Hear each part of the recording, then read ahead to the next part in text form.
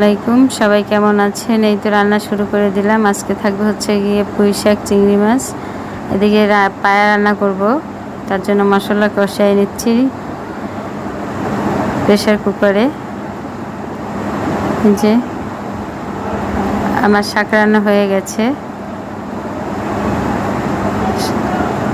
যে পায়া বসাই দিছি। এরপর কাঁচা কলা রান্না করব।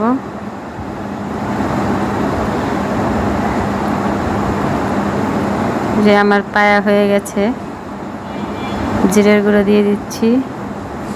এরপর কাঁচা কলা রান্না করব। গরম বৃষ্টি সব মিলেই অস্থির লাগতেছে।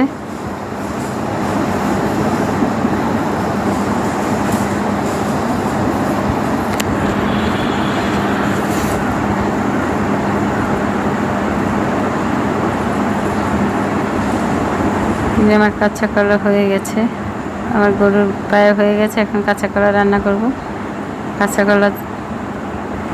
কাঁচা কলা হয়ে গেছে। কাঁঠালি চিংড়ি মাছ দিয়ে কাঁচা কলা।